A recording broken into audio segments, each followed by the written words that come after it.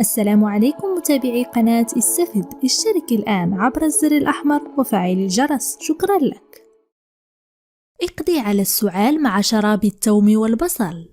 يحتوي كل من البصل والثوم على مضادات حيوية وخصائص مضادة للالتهابات التي تساعد على طرد البلغم وتخفيف من حدة السعال. فالسعال هو من الأمراض المزعجة والغير مريحة التي تحدث عندما يكتشف الجهاز المناعي الفيروسات والبكتيريا في المسالك التنفسية. إنها آلية دفاع، حيث أن طرد الهواء من الرئتين يتيح لنا التخلص من الجراثيم التي تضر بصحتنا. بشكل عام يأتي السعال بسبب إنتاج البلغم المفرط والزكام والتهاب الحلق، كما أن السعال هو من العوارض الشائعة للإنفلونزا ونزلات البرد، وغالبا ما يصاحبه صداع والشعور بالضيق العام. والخبر السار أنه يمكنك التخلص من السعال وتعزيز جهازك المناعي وتسريع عملية الانتعاش مع علاج طبيعي 100%، وهو شراب البصل والثوم.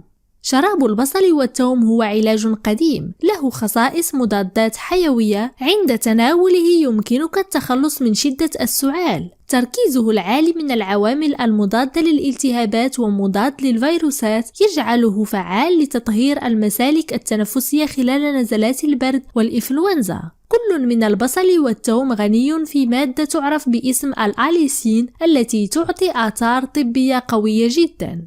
فوائد البصل لمكافحة السعال. البصل هو من الخضروات الأكثر استخداما في فن الطهي، هذا ليس فقط بسبب نكهته التي يضيفها للأطباق، ولكن أيضا بسبب قيمته الغذائية العالية المفيدة للصحة. البصل هو مصدر هام للفيتامينات والمعادن ومضادات الأكسدة، يساعد على تقوية جهاز المناعة وإزالة السموم من الجسم. بالإضافة إلى ذلك مركبات الكبريت الموجودة في البصل هي عبارة عن مضادات حيوية قوية ومضادة للالتهابات، مما يجعلها مثالية لعلاج الأمراض الناجمة عن الفيروسات والبكتيريا، وفعالة في علاج السعال وطرد البلغم. فوائد الثوم لمكافحة السعال.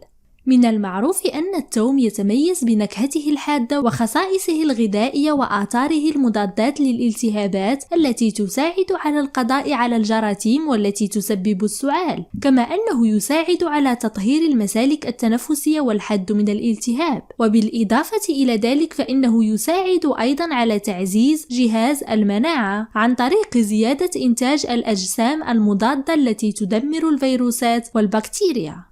كيفية إعداد شراب البصل والثوم. شراب البصل والثوم الدافئ هو وصفة سهلة جدا، وعلى عكس المنتجات التجارية الأخرى للسعال فإنه لا يسبب أي آثار جانبية غير مرغوب فيها. ضع كوبين من الماء في وعاء إلى أن يغلى على نار متوسطة. قطع نصف بصلة ورأسين من الثوم إلى شرائح. عندما يغلى الماء أضف شرائح البصل والثوم ودع الخليط على النار لمدة 5 دقائق. بعد تصفيته يمكنك شربه بالهناء والشفاء. في النهاية نسأل الله لنا ولكم العفو والعافية.